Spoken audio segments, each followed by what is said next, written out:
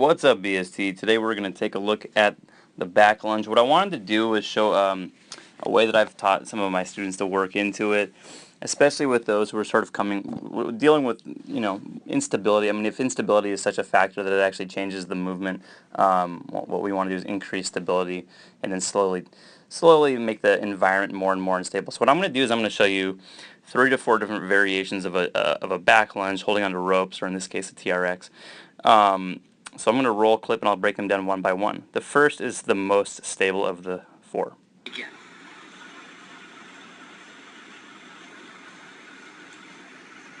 So nothing fancy about this. All I am doing is I'm holding onto the ropes. I'm using them as much as I need to.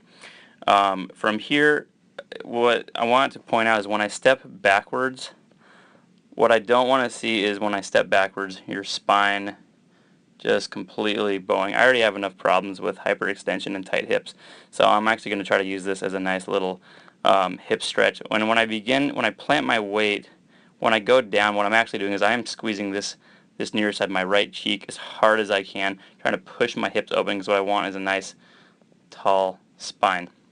From here, though, as I start to descend, I'm going to go down, and people say, "Oh, never touch your knee." Well, I'm on a mat. I'm actually going to tell people, go ahead and touch your knee today. Just don't bang it on the floor. I like touching the knee because it's going to allow us to know if we're staying symmetrical. So if one side is like 2 inches above, the other side is 4 inches above, you might not know that. So we're just going to use the ground actually as sort of a feedback mechanism. When I get here, though, I just want you to notice that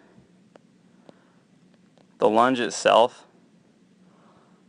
I'm going straight down. You can see that my shoulders are right over my hips are right over my knee. All the form Nazis out there are like, but your knee is forward. Yeah, it is, but my heel is loaded still. Okay, your knee is designed to move forward as long as we're not, we'll say, overloading some of the tendons that are not meant to do that. So again, the weight is in my heel of my front foot. My back toes are hooked on the ground. And then think both of my feet are pushing, so that when I come back up, again, I'm going to come right back up, up, up, up. And then now is when I begin to start stepping up and forward. So I push through the floor, push, push, push, push, push. What I'm doing today is I'm actually going to step into a high knee because I wanted to work on a little bit of again, building some stability in the driving leg. So at the top, I'm finishing up heel, knee, hip, shoulder, ear are stacked. Let's move on to the next the next variation, or the next progression.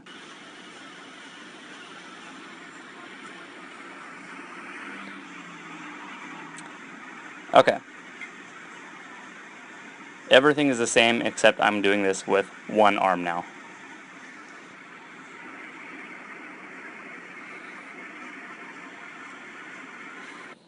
Again, if we look at the previous lunge, again, nothing has changed. All I've done now, and people say, well, which hand should hold on? If you forget, or it really doesn't matter. What I'm doing today is I'm doing sort of like we'll just say, well, I'm going contralateral. I'm going left foot, right hand, and then as I step backwards, the lunge itself has not changed. I'm still finishing the same position here. That hasn't changed. The only difference now is I've removed my other arm. So what this is going to make more challenging, there's a little bit of a rotational element that I need to keep in mind, but not drastically different. It just is the next progression for like let's say adding instability. Here's the third step.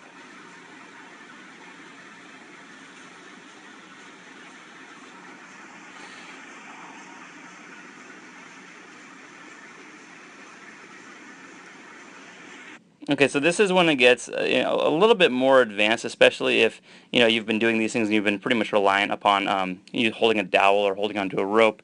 What I'm doing now is I'm keeping my helper, my rope in this case, nice and close. It's there. It's ready to be used as needed. So I've stepped back into my lunge. Again, I'm loading my forward heel. If you load your toes, you'll probably begin to feel a little bit of discomfort in your knee. From here, I'm going to drive up, push, push, push, push, push into my high knee. But the difference here is, watch the rope. As I drive up, I'm actually going to drive up and try to put slack in the line. So there's slack in the line. What this means is now that I'm getting no help. This is all me. The cool thing about the rope is it's there, so if I lose balance, I can just quickly, put tension back on it, and that's my railing again. Let's watch the fourth and final progression, which is going to be the same thing, but now we're going to try to descend and ascend without tension in the rope.